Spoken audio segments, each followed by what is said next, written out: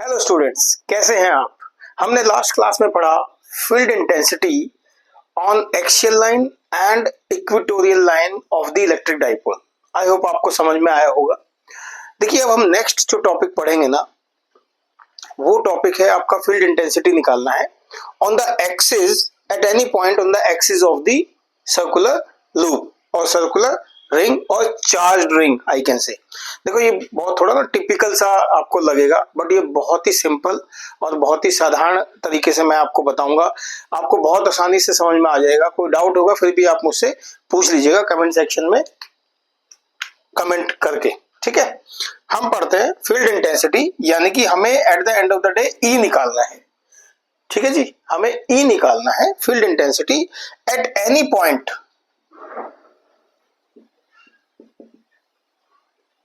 on the axis, at any point on the axis of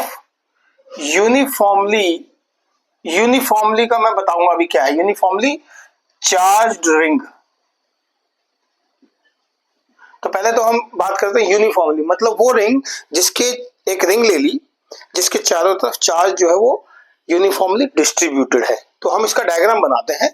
हम एक circular loop ले लेते हैं, सर्कुलर रिंग ले लेते हैं जिसका क्या है, नेग्लिजिबल थिकनेस है, ठीक है। मान लो ये सर्कुलर लूप ले लिया आपने, एग्जांपल ले लिया, सर्कुलर लूप है। थोड़ा दूसरे तरीके से बना लेते हैं इसको, थोड़ा बड़ा। मान लो ये आपकी सर्कुलर लूप हो गई, ठीक है। ये पॉजिटिव चार्ज है इस पे, प्लस क्यू, डिस्ट्रीब्यूटेड है यूनिफॉर्मली ओवर दी लूप, ठीक है बच्चों, कोई डाउट। नाउ इसका एक सेंटर पॉइंट है जिसको हम O कहेंगे, इसका एक रेडियस है जो कि A कहेंगे हम उसको, रेडियस को। अब किसी एक एक्सिस पे, यानी कि इस एक्सिस पे किसी पॉइंट पर, यानी कि कोई भी एक पॉइंट है इस एक्सिस पर, इस पॉइंट P पर हमें फील्ड इंटेंसिटी देखनी है। इस सर्कुलर रिंग की फील्ड इंटेंसिटी क्या होगी इस पर्टिकुलर पॉइंट P के ऊपर। तो मान लो ये जो डिस्टेंस है ये मैं R डिस्टेंस पे रख देता हूं, पॉइंट P जिसके ऊपर इलेक्ट्रिक फील्ड इंटेंसिटी का इंपैक्ट आएगा या इफेक्ट आएगा। और अब मैं क्या करूंगा, देखो जैसे क्वेश्चंस होते हैं ना, हमने समेशन पढ़ा है, समेशन जिसको हम ऐसे डिनोट करते हैं, या हमने इंटीग्रेशन आपने पढ़ा होगा अभी 12th के मैथमेटिक्स में। जब हम समेशन करते हैं, यानी कि हम एक छोटा सा पार्ट ले लेते हैं और फिर उसको एलाबोरेट करके सम करके बड़ा कर लेते हैं, यानी कि एक छोटा सा पोर्शन ले लेते हैं हम क्या करेंगे, मान लो एक छोटा सा पोर्शन ले लिया जिसको मैंने A और B का नाम दिया। इस पोर्शन को मैंने A एंड B का नाम दिया, ठीक है। जिसकी लेंथ जो है AB की जो लेंथ है वो मान लो मैंने मान ली DL, क्योंकि इसकी पूरी लेंथ L है, तो यहां से यहां तक की जो लेंथ है वो DL मैंने मान ली। ऑब्वियसली ये चार्ज Q है, तो यहाँ पे चार्ज क्या होगा, DQ होगा, और DL मेरी लेंथ हो जाएगी। स्मॉल पोर्शन ले लिया समझने के लिए, छोटा सा पोर्शन। जैसे मान लो इस पूरे एक रेक्टेंगल पार्ट का निकालना है, तो मैं छोटा सा पार्ट इसको कंसिडर कर लूंगा, छोटा सा पार्ट कंसिडर कर लिया। इसको मान लो, इस पॉइंट को मैंने C मान लिया, सेंटर, ठीक है बच्चों। नाउ अब क्या करेंगे हम अब इस C पॉइंट से, ये जो C पॉइंट है जहां पे DQ चार्ज है, इस C पॉइंट से एक कनेक्टिंग पॉइंट बना देंगे P के ऊपर, ठीक है। और यहाँ पाइथागोरस थ्योरम लगाएंगे, तो ये क्या बन जाएगा, under root of R² plus A²। इसमें तो कोई डाउट नहीं होना चाहिए, हाइपोटेन्यूज है, ये परपेंडिकुलर है, ये बेस है, तो पाइथागोरस थ्योरम लगाई, A² प्लस R² का अंडर रूट इधर पाइथागोरस के हिसाब से लग गया। अब हम देखते हैं कि इस पॉइंट से इस P के ऊपर, क्योंकि छोटा सा पार्ट लिया है हमने, इस DL लिया है, तो एक फील्ड लगेगी इसके ऊपर जिसको हम DE के नाम से डिनोट करेंगे। अभी मैं डायग्राम समझा रहा हूं आपको, डायग्राम से आपको बहुत कुछ चीजें समझ में आ जाएंगी।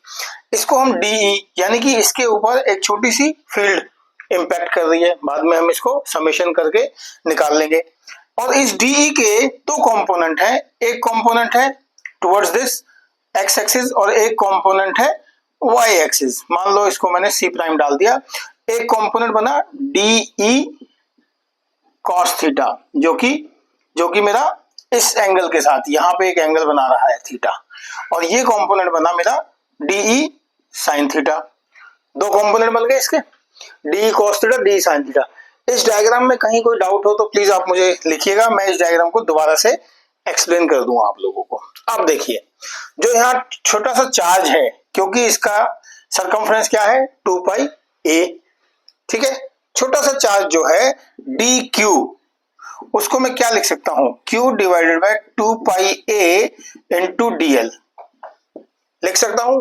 बहुत ही सिंपल है, चार्ज को निकालने के लिए पूरे एरिया में विद स्मॉल लेंथ dl। अब मैं इलेक्ट्रिक फील्ड इंटेंसिटी DE निकालता हूं, जिसका इंपैक्ट यहां पॉइंट P पे आ रहा है, जो ये DE है। अब DE में क्या लिखूंगा, 1/4 pi epsilon not into Q, यहां क्या आएगा DQ, Q नहीं आएगा यहां, क्योंकि स्मॉल इलेक्ट्रिक फील्ड है, तो स्मॉल चार्ज जो हमने यहाँ पे DQ लिया है उसके बेसिस पे निकलेगा DQ by CP square, CP square, और CP स्क्वायर क्या है, यानी कि 1/4 pi epsilon not into DQ by R square plus A square. यहां तक कोई डाउट है, यहां तक कोई डाउट है, बहुत इजी। अब DE के मेरे दो कंपोनेंट्स हैं, एक cos थीटा एक sin थीटा है। अब देखो, ये पेयर ऑफ डायमेट्रिकली ऑपोजिट जो मेरा एलिमेंट है इस सर्कुलर लूप में, वो और जो ये sin थीटा है, ये एक दूसरे के ऑपोजिट है, ठीक है, तो theta will be negligible. So DE sin theta तो मेरा हो गया 0, तो यहां मैं लिखूंगा DE sin थीटा, ये तो मेरा हो गया 0। अब मेरा जो कंपोनेंट बचा वो बचा DE cos थीटा, यहां जो कंपोनेंट है, ठीक है, क्योंकि यहां बहुत सारी मेरी डायमेट्रिकली ऑपोजिट लूप्स हैं, ऑपोजिट एलिमेंट की लूप बनी हुई है, तो मेरा ये कैंसिल हो गया, DE sin theta, DE cos theta बचेगा, ठीक है। अब cos थीटा क्या है, यहाँ पे पहले मैं वैल्यू रख लेता हूं। cos थीटा इस ट्राइंगल में क्या है, ट्राइंगल OPC, इस ट्राइंगल में cos थीटा क्या है बताइए, R upon R square plus A square की पावर 1/2, ये मेरा cos थीटा है, ठीक है, ये मेरा cos थीटा है। नाउ अब मैं निकालता हूं इलेक्ट्रिक फील्ड, अब मैं इसकी इलेक्ट्रिक फील्ड निकालता हूं, तो total electric field will be summation of DE cos theta, summation of DE cos theta, ये मैं निकालूंगा, और यहां पे मैं भी DE की वैल्यू और cos थीटा की वैल्यू रख दूंगा। तो यहां मेरा क्या आएगा, summation 1/4 pi epsilon not into DE क्या है यहाँ पे DQ upon R square plus A square into R upon R square plus A square की पावर 1/2, यानी कि ये इधर यहाँ पे क्या हो गया, ये 3/2 हो जाएगा। इसको मैं कैसे लिखूंगा, summation of DQ into R upon 4 pi epsilon not into R square plus A square की पावर 3/2, यहां मैं इसको वैल्यू को लिख दूंगा, ठीक है बच्चों, कोई डाउट है, नहीं, बिल्कुल। अब DQ क्या है मेरा, यहां पे मेरा DQ की वैल्यू है और यहां भी DQ है, तो इस DQ में ये वाली वैल्यू मैं पुट कर दूंगा, ये वाली वैल्यू यहां इस DQ में डाल दूंगा, तो मेरा E क्या बन जाएगा, इसको रब कर रहा हूं, तो मेरा E बन जाएगा will be summation 1/4 pi epsilon not into QDL into R divided by 2 pi A, जो कि ये मेरा ये एक कंपोनेंट था, by R square plus A square की पावर 3/2, ठीक है, ये मेरा बन गया। अब मैं क्या करूंगा, अब मैं सारे जो कंपोनेंट्स हैं उनको बाहर निकाल लूंगा और समेशन किसका करूंगा, सिर्फ इस पार्ट का, क्योंकि मैंने छोटी लेंथ पकड़ी थी।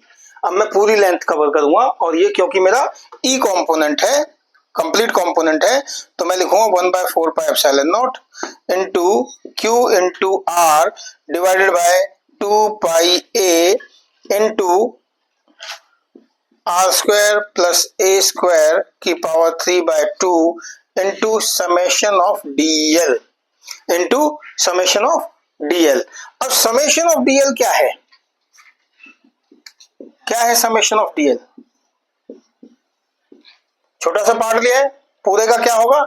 Circumference of the ring. क्या होगा? सरकमफ्रेंस ऑफ द रिंग मेरा समेशन कहलाएगा।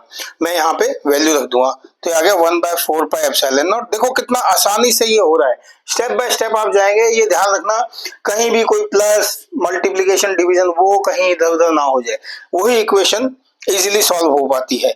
Q into 2R into 2 pi A upon 2 pi A into are square plus A square की पावर 3/2। यहां तक कोई डाउट नहीं? अब क्या डिलीट हो गया? ये और ये पूरा का पूरा डिलीट हो गया, ठीक है। So therefore electric field is 1/4 pi epsilon not into Q R divided by R square plus A square की पावर 3/2।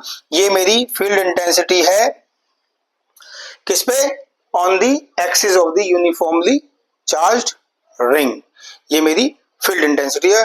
और फील्ड इंटेंसिटी क्या है? अब मेरी यहाँ क्या है? px की तरफ है, ठीक है, ये ध्यान रखना।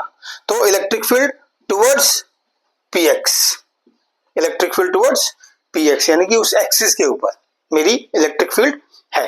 अब देखते हैं, अब कुछ कंडीशंस देखते हैं इस इक्वेशन में, ठीक है। कुछ कंडीशन हम देखते हैं इस इक्वेशन में। मान लो मेरा P जो है वो सेंटर पे ही आ जाए। P सेंटर पे आ गया तो क्या हो गया? R तो 0 हो गया। If P at centre of the ring, तो R क्या हो गया?